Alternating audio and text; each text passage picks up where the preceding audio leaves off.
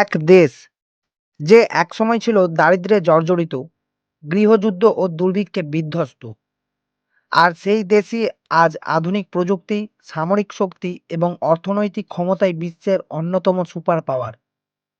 কিভাবে সম্ভব হলো এই অবিশ্বাস্য রূপান্তর? নমস্কার, আমি অনিমেষ। আজকের এই ভিডিওতে আমরা জানব চীন আগে কেমন ছিল, কিভাবে নীতি পরিবর্তনের মাধ্যমে উন্নতি করল এবং আজ তারা কোন শক্তির উপর দাঁড়িয়ে বিশ্বকে নেতৃত্ব দিচ্ছে।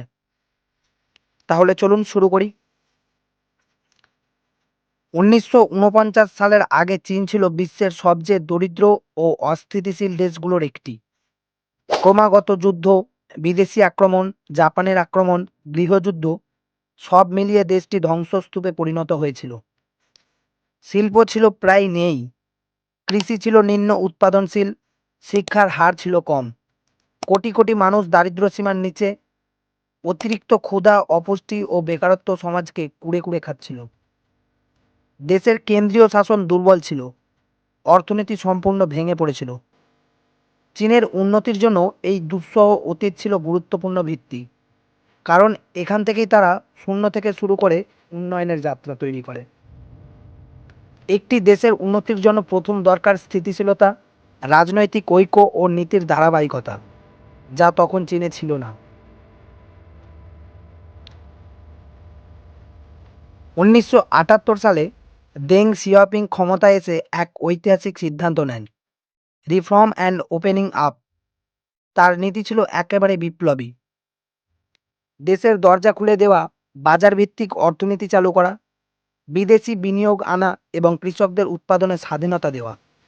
কৃষিক্ষেত্রে হাউসহোল্ড রেসপন্সিবিলিটি সিস্টেম চালুর মাধ্যমে কৃষকরা নিজেদের উৎপাদন নিজেরাই নিয়ন্ত্রণ করতে পারল। ফলে এক দশকের মধ্যে খাদ্য উৎপাদন বেড়ে গেল কয়েক গুণ।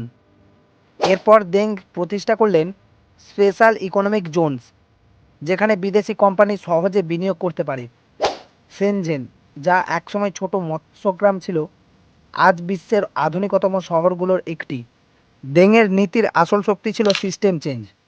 তিনি বুঝেছিলেন রাষ্ট্র নিয়ন্ত্রণ করে, কিন্তু বাজারকে স্বাধীনতা দিলে দ্রুত উন্নয়ন সম্ভব। ফলাফল, চীন শুরু করলো তাদের মেগা গ্রোথ যুগ। চীন খুব দ্রুত বিশ্বের কারখানা হয়ে ওঠে।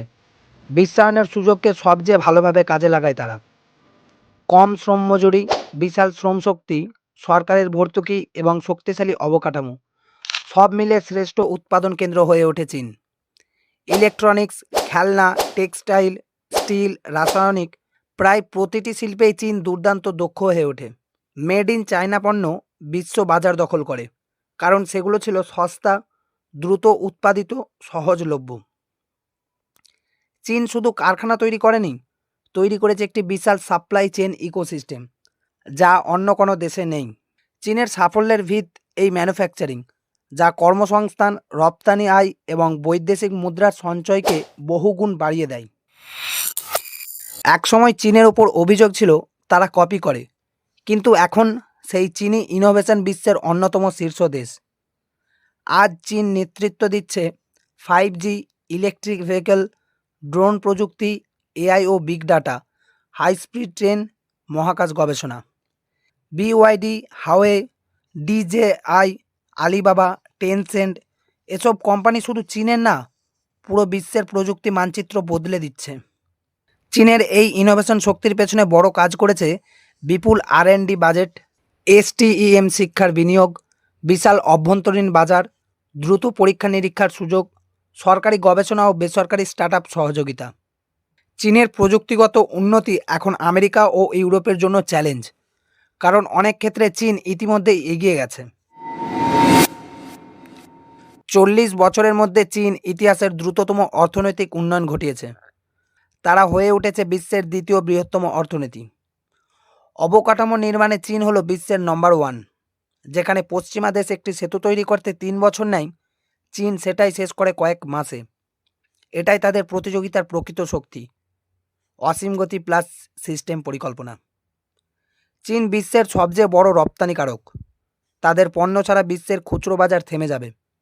অর্থনৈতিক শক্তি চীনকে কূটনৈতিক ক্ষমতা দিয়েছে। তারা এখন বৈশ্বিক মূল্য চেনের কেন্দ্র।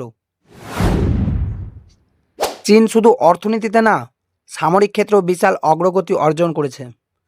তাদের এখন বিশ্বের সবচেয়ে বড় স্থলবাহিনী রয়েছে, আধুনিক নৌবাহিনী, উন্নত J-20 stealth fighter, hypersonic missile, space and cyber unit. চীন এখন আঞ্চলিক ও বৈশ্বিক প্রভাব বৃদ্ধিতে সামরিক শক্তিকে ব্যবহার করছে। দক্ষিণ চীন সাগরের মতো অঞ্চলে তারা তাদের অবস্থান শক্তিশালী করছে। BRI হলো চীনের বৃহত্তম বৈশ্বিক প্রকল্প। এই প্রকল্পে চীন বিশ্বজুড়ে বন্দর, রেল, সড়ক, বিদ্যুৎ কেন্দ্র তৈরি করছে। এটার মাধ্যমে তারা অর্থনৈতিক সম্পর্ক গড়ে তোলে, প্রভাব বাড়ায় এবং নতুন বাজার পায়। অনেক দেশ চীনের অবকাঠামো সাহায্যকে স্বাগত জানায়, আবার কেউ কেউ ঋণের বোঝা নিয়ে সমালোচনা করে। তবে সন্দেহ নেই, BRI চীনকে বৈশ্বিক রাজনীতির কেন্দ্রে এনে দিয়েছে।